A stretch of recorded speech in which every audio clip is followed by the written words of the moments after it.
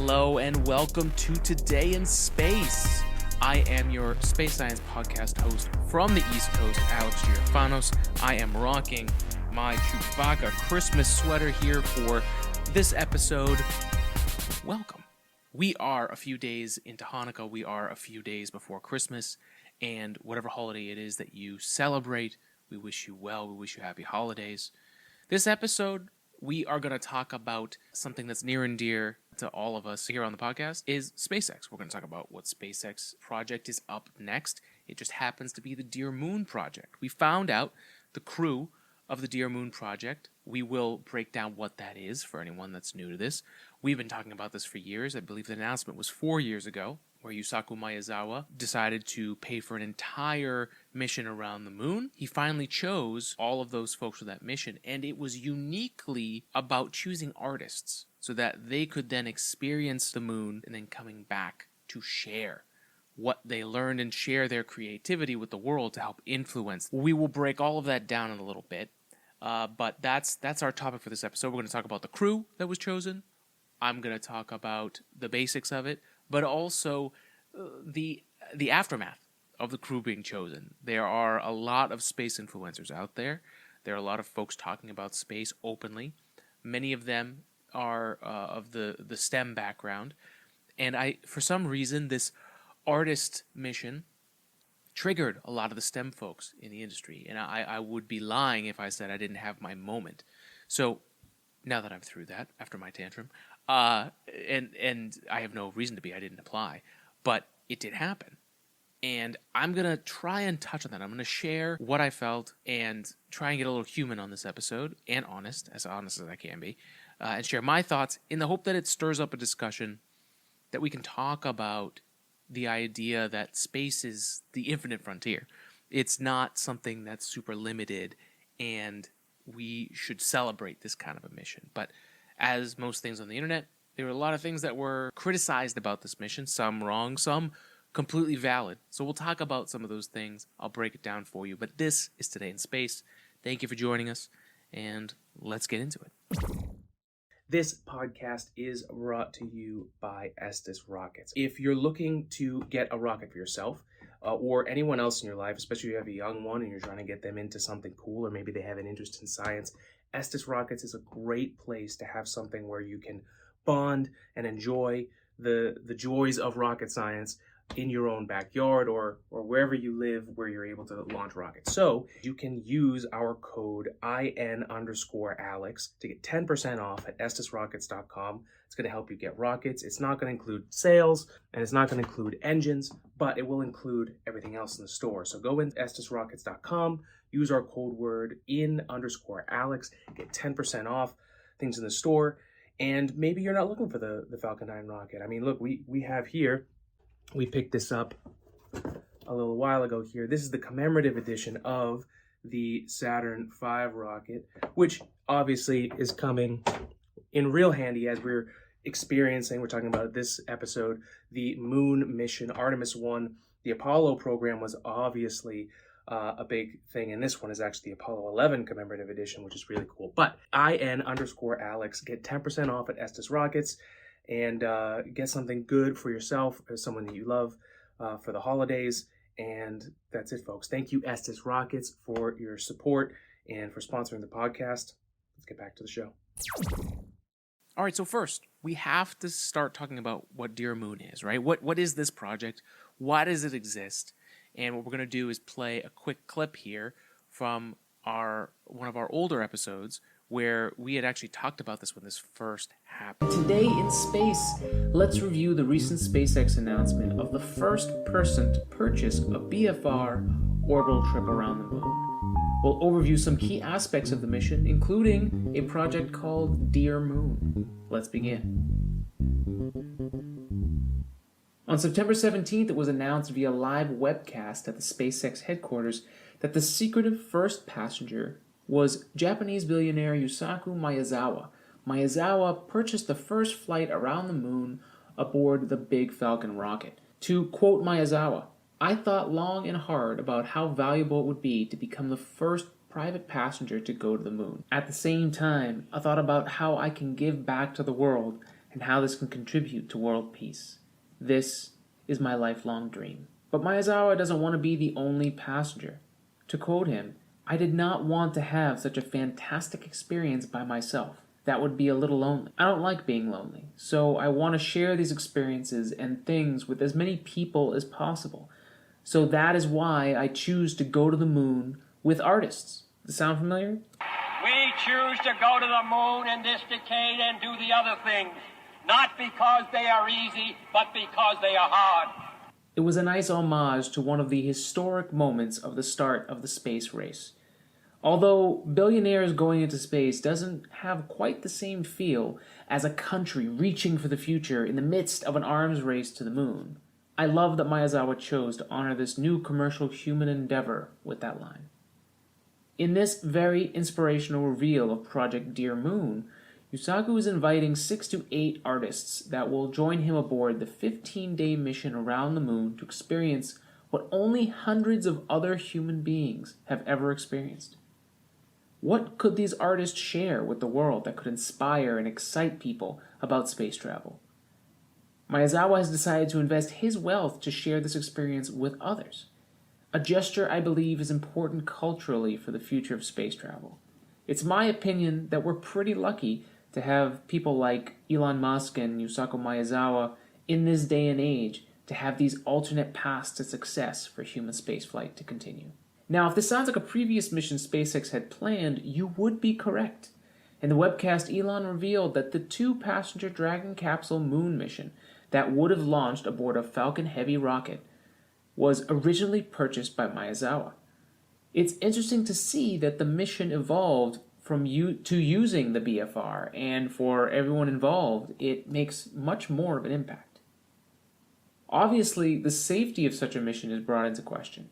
The BFR has not taken its final form yet. There will be plenty of developmental launches before humans launch. And the message was clear from both Elon and Maezawa that the mission is dangerous and not something to be taken lightly. SpaceX is aware that human loss on this mission could happen, and they must do everything they can to ensure human safety. But safety on human missions is not a new topic, and not one I find any evidence of SpaceX taking it lightly.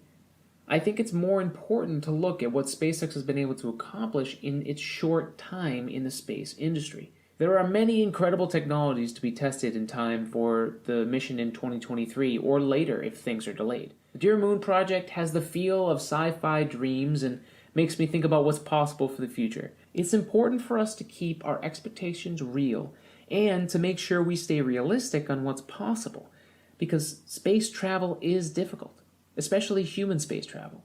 All right, so in that clip, we talked about a joint venture between Yusaku Maezawa and Elon Musk and SpaceX. He wanted to create this project to get artists together to go on a trip around the moon, to experience the moon, so that they could then take that experience and take their creativity to the world and influence the world through their lunar travel. This is the new space world that we live in, that an individual can pay for an entire mission and bring people with them.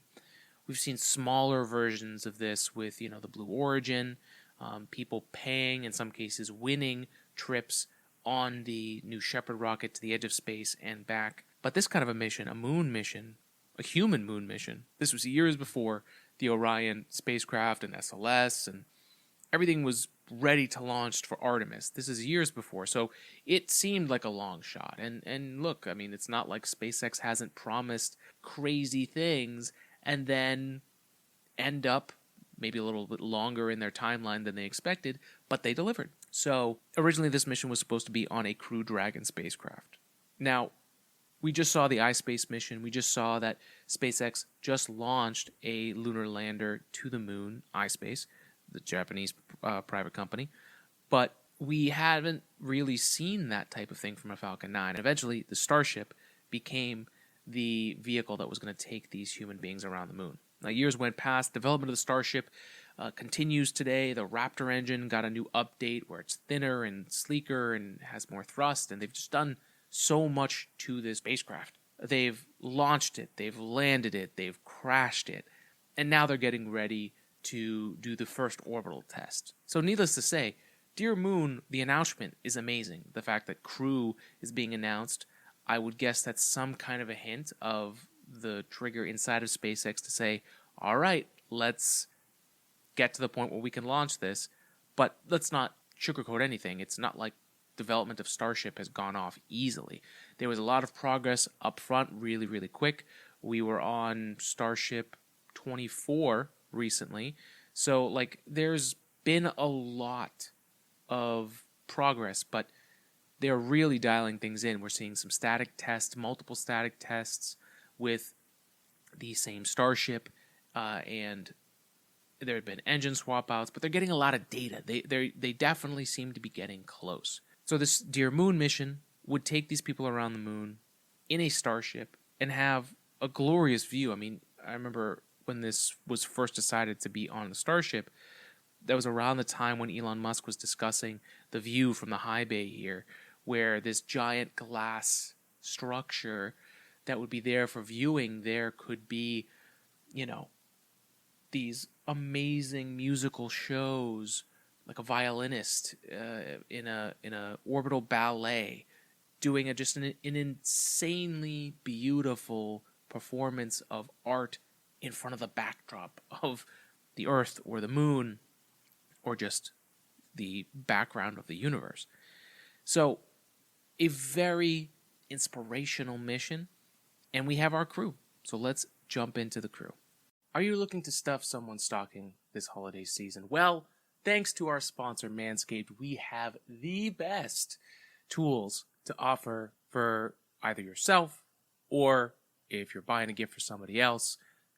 Manscaped has everything that you need for your holiday needs, whether it's getting the Platinum Package 4.0, that has loads of little presents, perfect for stocking stuffers. What's better than the gift of good hygiene and a few laughs? Manscaped offers a handful of their liquid formulation, shampoos, body washes, upstairs and downstairs deodorant, gels, exfoliants, absolutely everything that they could need to keep it clean. And again, one of the things we love about Manscaped is that it makes manscaping and men's hygiene so much simpler. I mean, you can just check right here. My beard had gotten pretty crazy, had been sick, had been the holidays, just let it grow, and it got pretty wild. But I was able to tame the beast with the Manscaped Lawnmower 4.0. Not only do they give you the tools that you need, they help make the experience of men's grooming easier and simpler so that you don't have to overthink it. You can just grab your gear and go. But there's also things like the Shears 2.0 if you're looking for a full kit for nail care with scissors, clippers, tweezers, and a file for the traveling man. There is the new Persevere Cologne, which brings a light, breezy, woodsy feel and gives that fresh tree scent even after the holidays are over. They also have come out with their Body Buffer, which, if you're still using a loofah that holds all that bacteria, gross, you can throw that out and get this new body scrubber, the Body Buffer, that feels smoother and acts tougher.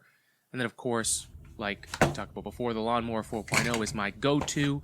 It is the electric razor with advanced skin-safe technology. It's a life changer and known for reducing nicks and cuts. Manscaped is here to make holiday shopping a blast by giving products that they'll love and make them laugh at the same time. So get 20% off and free shipping with the code SPACE at manscaped.com. That's 20% off with free shipping at manscaped.com. Use the code SPACE, and Manscaped is the perfect gift that will be the holidays' biggest hit. So thank you, Manscaped, for being a sponsor. Really appreciate the partnership we have with them, and makes a great gift for the man in your life. Might even be you. It's okay to take care of yourself. So manscaped.com, 20% off free worldwide shipping, code word SPACE. Let's get back to the show. So the first person, obviously a huge congratulations to Tim Dodd, the everyday astronaut. It's amazing to see his progress over the years and to see that he's now going to become an astronaut and go to the moon. It's truly, truly amazing. Steve Aoki is part of that crew, which is wild to think about. I think he's a really interesting person. I've heard a lot of interviews with him.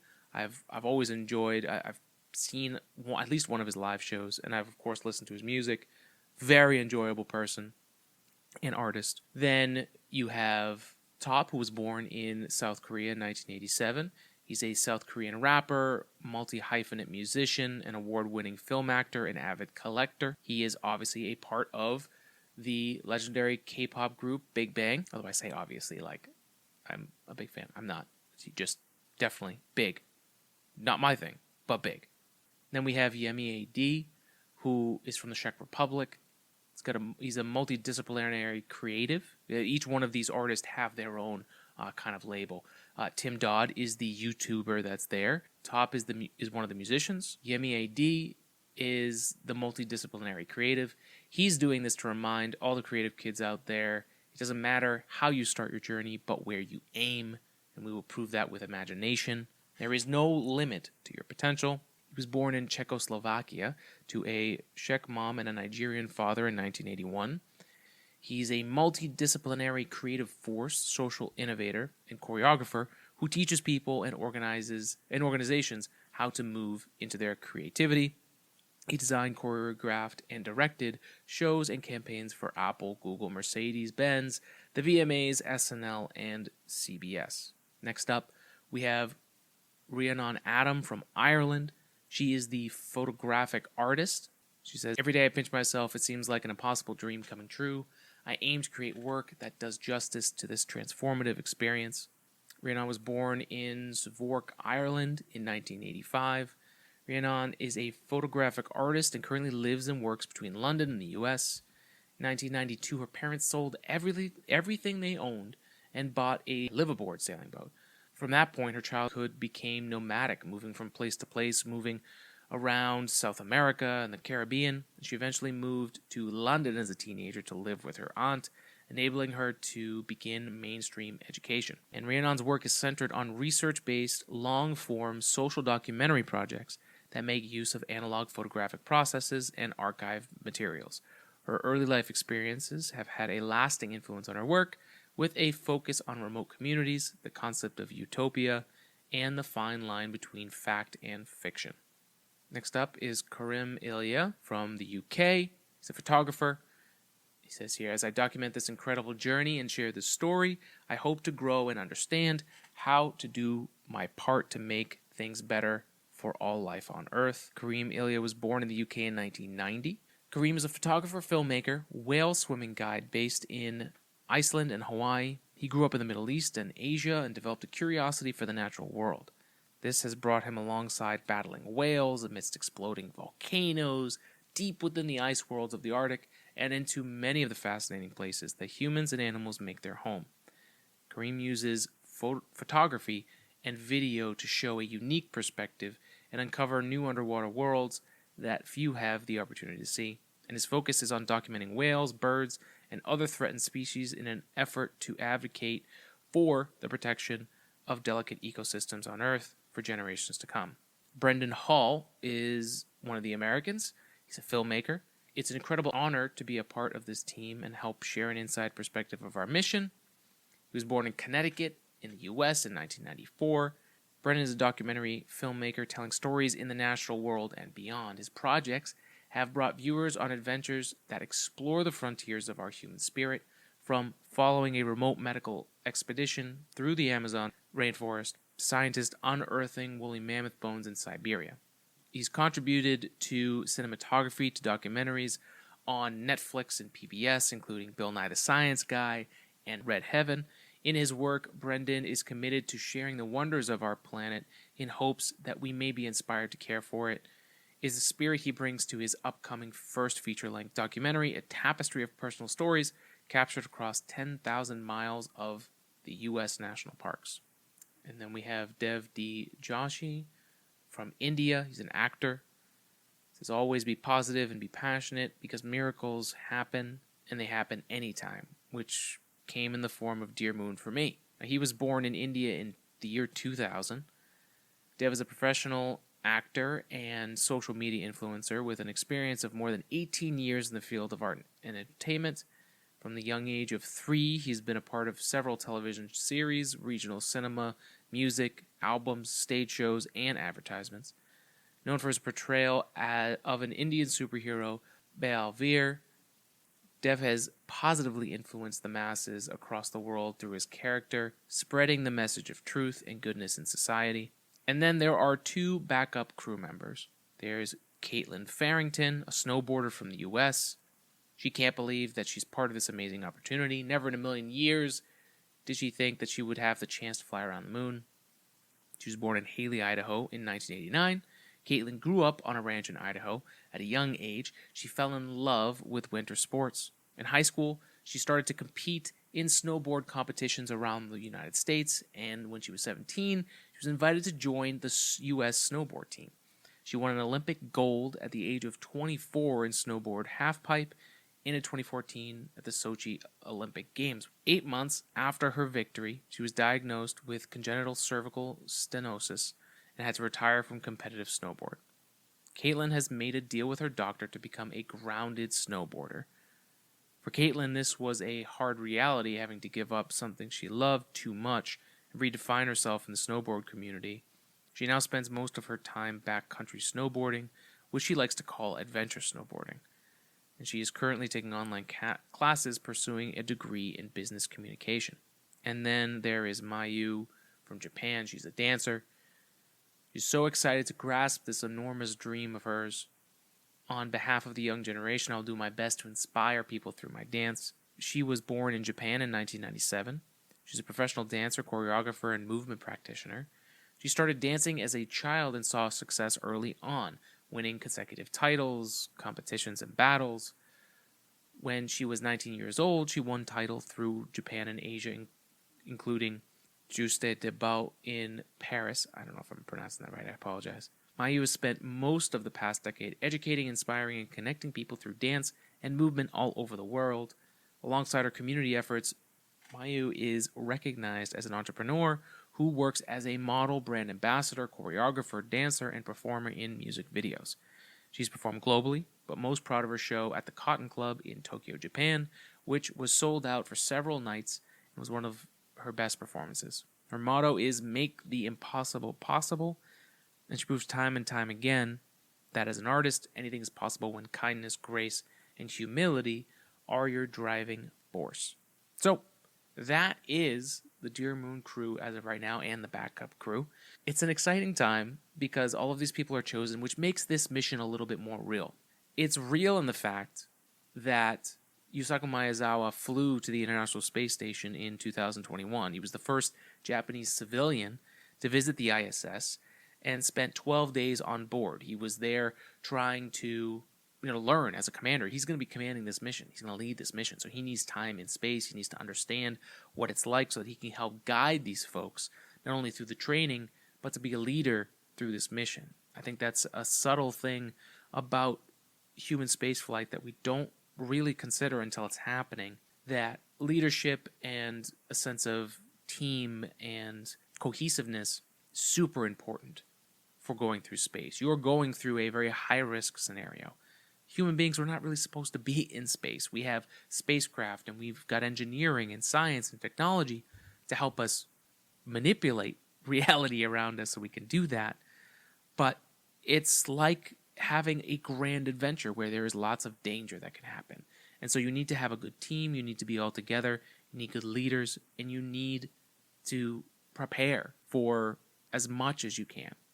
So I like the fact that Yusaku Maezawa, who likes to be called MZ, it was good to see that he seems to be taking this seriously. Obviously, launching into space, not the safest thing to do. So it's not just some crazy mission like Mars 1, which we talked about in the very early days of the podcast. And I saw a lot of comparisons to this dearMoon project announcement, comparing it to Mars 1. Now, this brings us into this next section of the podcast where we're going to talk about the whiplash of this crew selection. So I'll talk about Mars 1 in just a sec here. But for this episode and for this segment, let's talk about what triggered the space community. So first of all, I saw the announcement, and it's so easy to have feelings of jealousy and to feel like, wow, I wish I was doing that. I wish I was going to the moon. And it's an interesting effect of a mission like this, right? These are all civilians. These are not trained astronauts. These are not, it's not people that have spent their whole life working on this or, granted, Tim Dodd has been talking about space literally for the everyday astronaut since 2014. So, in one way, he is somewhat qualified for that. But in the traditional sense of people launching to space, none of these people are. And they are coming along because they made videos to enter the dearMoon crew. And these were the folks that were chosen. And I'm not going to point any names. I'm more going to use myself as an example. But I know there's many people and people that I really like that I follow online. It was a moment where you saw how sad people are. I think times are very, very tough right now. I think the world's not in a great place. I know a lot of us are not in a great place.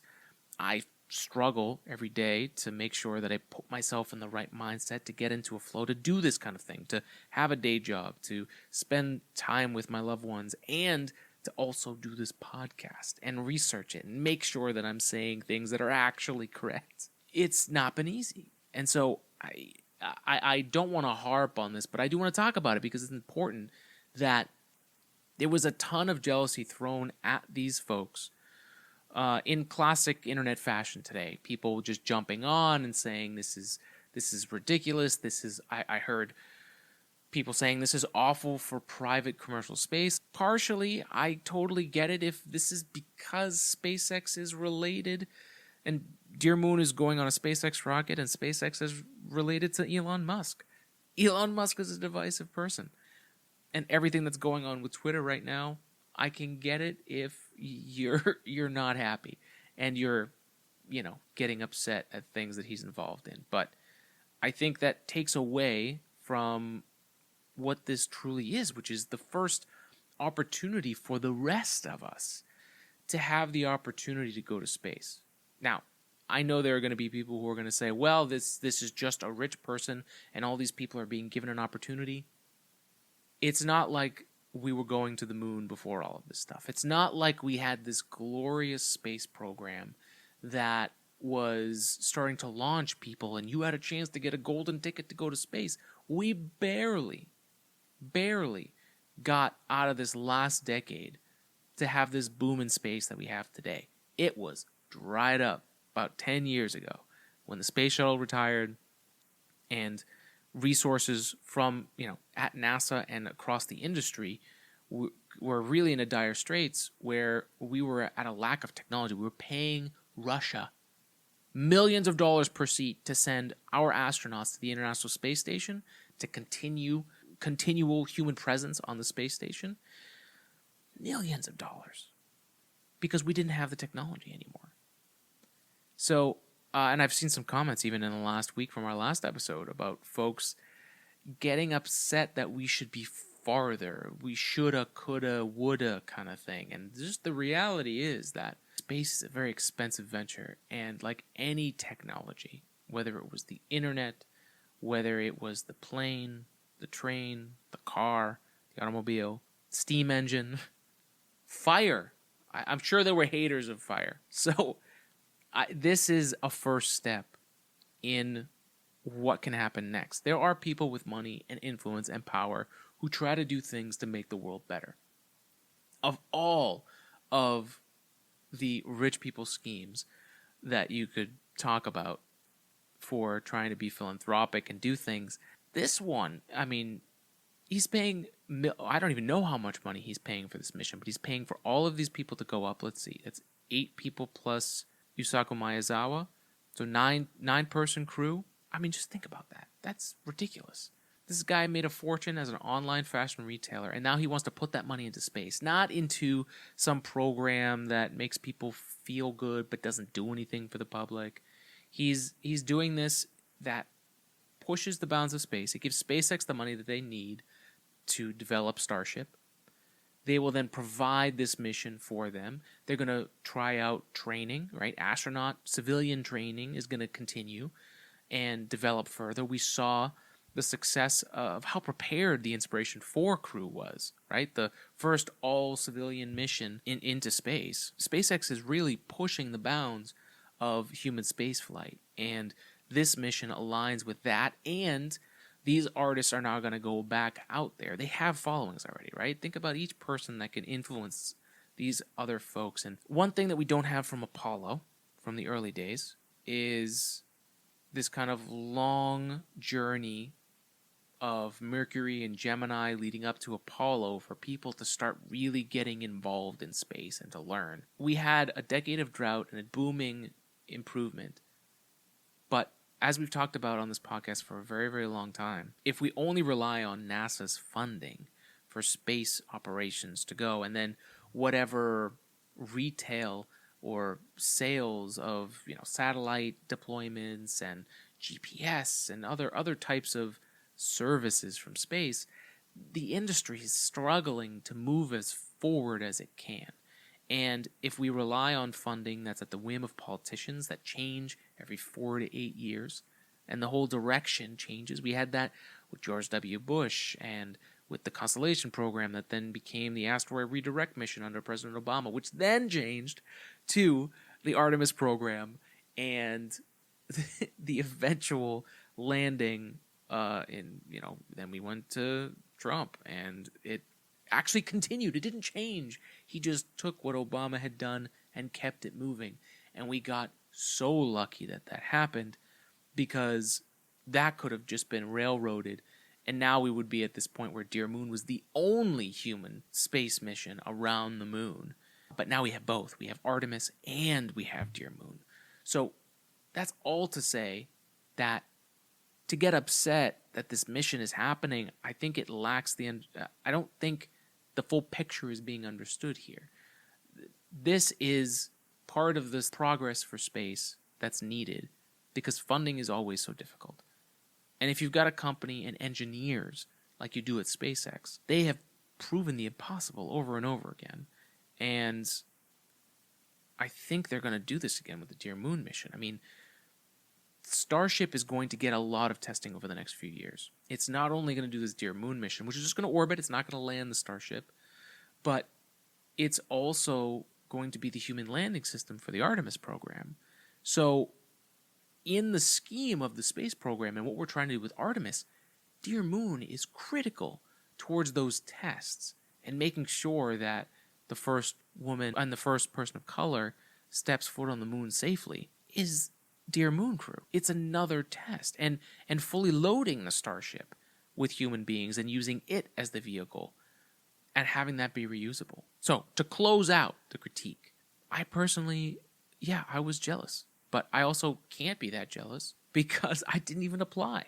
So how much anger can I really have? So anyone that's losing their minds over dearMoon, did you even apply? And if you didn't, then what are we yelling about? It's about something else. So, and if you want to talk about jealousy, I could be jealous of Tim Dodd. Tim Dodd and I started our space things same year, 2014. Do I care? I'm not mad at Tim. Tim crushed it. And this is the point I'm trying to bring from the STEM thing, is that Tim is a photographer, right? Creating productions, filming. He figured out the heart and minds of folks and connected with people that were interested in space. And then people flocked to Tim, and he grew a following. And that's not to say that Tim didn't do any work. He did tons of work. And I can only talk about Tim Dodd because I'm aware of him. Steve Aoki, sure, but I don't know about space for Steve Aoki. But for Tim Dodd, the dude crushed it and has a giant following, a huge YouTube show. He's done podcasts, and he is definitely the right person to go up there. And if there's a person that I think deserves to be on this crew that's done the work to do so, it's Tim Dodd. Again, going back to it, as a STEM person, as a person who actually studied aerospace engineering, Tim doesn't have a STEM background from what I understand. That doesn't mean he shouldn't go. And that was the feeling that I was getting from STEM folks, that it was like it was the STEM people that should be going. And I don't, that's not how I think about this. The aerospace industry, I have had a better relationship in a non-STEM, I mean, this podcast is about STEM, right? But this podcast is a creative outlet. I've had more great interactions and connections and relationships in STEM at places like NASA and SpaceX and Blue Origin. And I'm not trying to name drop here, just I've made more connections to the STEM thing because there's a human connection, right? Through the creative outlet, you can get to understand somebody. And that's a journey I've been on and trying to learn and relearn. I used to be a jazz artist, a jazz musician, trumpet player. I drew, I painted, I was drawing my own anime for a while there. And like, everyone has their own path. And just because something amazing like this, like being able to go around the moon, anyone wants that. But this is the crew. And they're not STEM folks. And what we can learn from this, and I think we will learn this mission as it happens, as we get the content that they're developing and they're creating and the stories that they're going to tell, when we get those back, and then it gets distributed to the world through all of those fans and followers, and you get to see each person's perspective and how they take that back to the world, that is going to make a lot of the STEM folks, I hope, understand, if you're paying attention, that it is about the storytelling. It is about the connection and what's important, which is, why should I feel this way? Science can be such a dry thing. I mean, until very recently, being a nerd or being an engineer or being a scientist was not popular. It was not something that people connected with. I mean, still, you can see this. There are people that when they see math, or I'm one of these people, when there's a test, your brain goes blank, right? There's so many more people like that than there are people that are super into STEM and understand every single thing about it. It's not necessarily about that. And these opportunities are available to these people because they've grown a following. They do what they do best. They're creative and they create. And for us STEM folks, we can learn a lot from that. And it also can show us that what we need to focus on is our science. Were we in this to go to the moon? We're in this because we love STEM or we want to do something great with the world. So we all need to focus on that and not focus on the fact that these people have one of the greatest opportunities in all of our lifetimes, even though that's definitely true. So my whole thing here is that there's a lot of hate thrown at this mission. I think the world's in a tough place, and there are definitely some things that I think people were comparing it to. Mars 1, which is an interesting comparison. Mars 1 was this, it was around the 2014 era. I'm trying to remember when it was, but there was an announcement that Mars 1 was going to, in a similar fashion, pick a crew of people that would go to Mars and be the first Martians. And there were a lot of problems with Mars 1. First, they were not a launch company like SpaceX. They didn't have a spacecraft that they were going to launch into space. The idea was that there are a lot of technologies that are available. If we can go out there and find people to pay for these missions, fundraise, get the money, we can send everything we need for this mission. We can train the crew, it can become public, and it'll become like a show or documentary when it comes back. Now, there were a lot of holes in that plan, and it no longer exists. So it is a tale, for sure, for big space projects that fail. But this is not that mission, at least not yet. And there are a lot more abilities for Starship. You know, Mars 1 was trying to send habitats ahead of time and then robots to build those habitats and then send humans so that they could go there. Starship can do all of that. Starship, and they're not landing this ship, so that obviously makes this mission better. They're not going to Mars, they're going to the moon, which makes it way better. So it's a lot less complex, but Starship is going to have to fly and land here soon for Artemis. 18 months.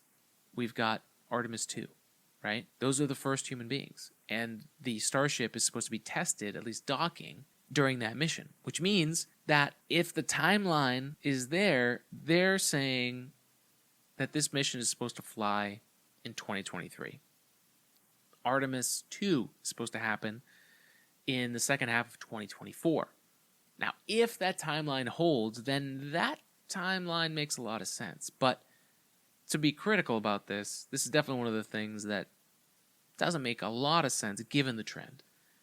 Starship has kind of slowed down its overall progress of what it needs to do. Obviously, their own timelines, they're pushing back. They wanted to have an orbital mission a long time ago.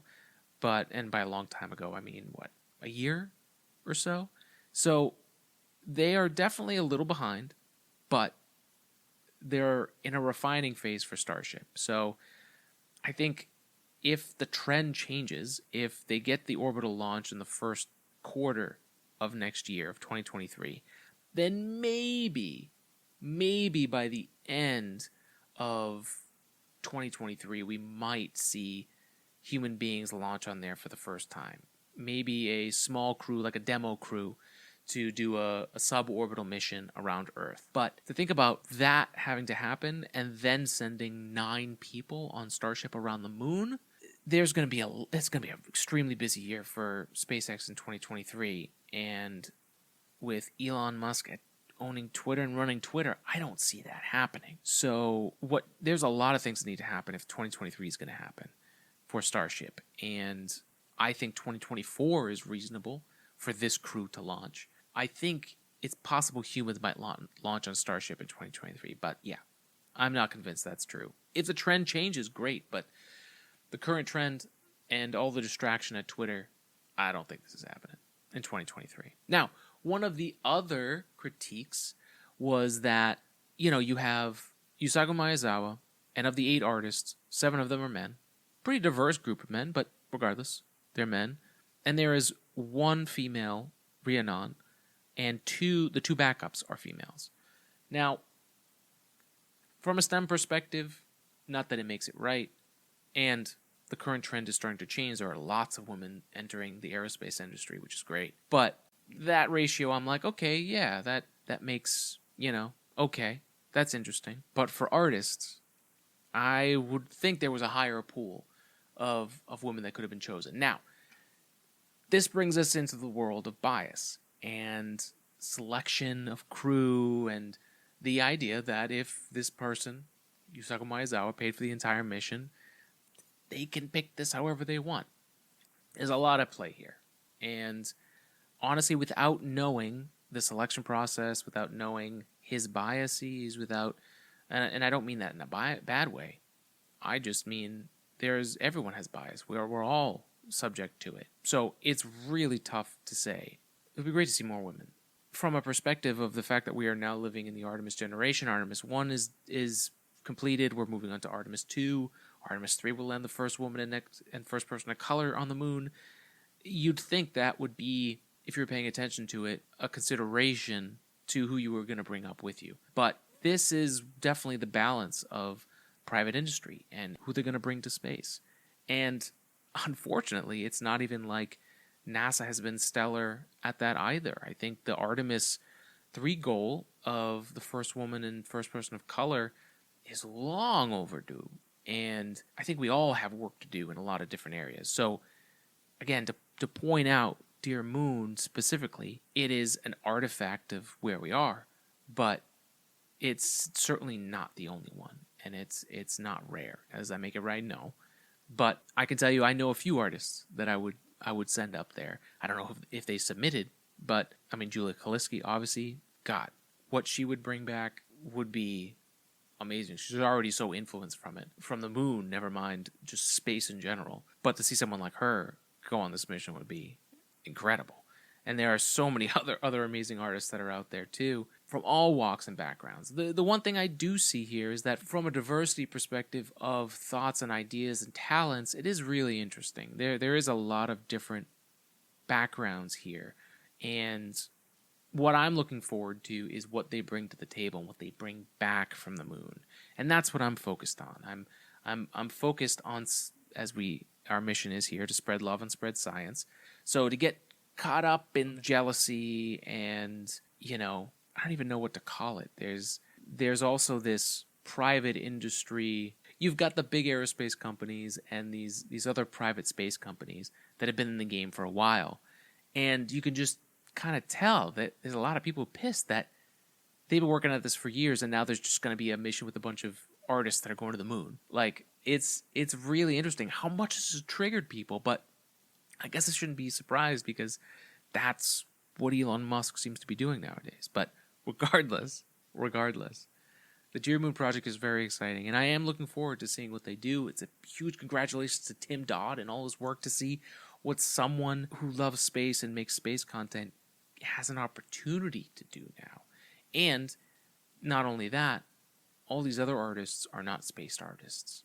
They are masters of their own craft and what they do, but this opens up so much to all of us. So I am very excited about where this goes. I would love to know what you think about this. And number one, would you apply if you had the opportunity? And what do you think would be your favorite part? How do we even know what that's going to be like? And we'll get a lot of first-person perspectives on this. And think about what it's going to be like to see all of them making content at the same time in that starship, which is large, by the way. And we're going to talk more about this as we get more mission details, and, you know, we'll probably end up 3D modeling or finding a 3D model of the starship so we can put ourselves in a simulation of it and look around and see what it would be like to be there. I think that would be super cool. But as we get into Christmas, through Hanukkah, through the holidays, through to the end of the year, it's a reminder to not just let those first emotions control you. Don't just let how awful the world is right now get to you as much as it does. And take a second. If you find yourself dipping into that oozing pool of jealousy and hate, take a step back and ask yourself, why do I feel like that? That one motion of just taking it back, taking the gas off, your foot off the gas a little bit, to give yourself a break, to catch yourself in that moment. It's very useful. It's also part of the reason why I didn't post for a day or two. I was working through my own demons here. But I'm honest about it, and I wanted to share that with anyone that might have missed it. And I would like to hear if you also felt the same. What were your thoughts? What do you think about dearMoon? Do you like it? Do you hate it? You don't care? That's fine too. But thank you everyone for joining us for this episode. Next week, we will be having our final episode of 2022. We're going to talk about the podcast. I'm going to talk about creating this thing and this last year. What have we learned? What is it about science content that's worked this year? What hasn't worked? What have I improved on? And what are our plans for next year? There's some new things that we're planning to bring up to the table here. I'm really excited about that. So, wish you nothing but the best for the holidays. Please enjoy as much as you can, even if you only have a few moments to soak it in. We're all human beings. Things are crazy. The world is crazy. But you got this. So spread love, spread science. Be well, and we'll see you on the next episode of Today in Space. See you next time.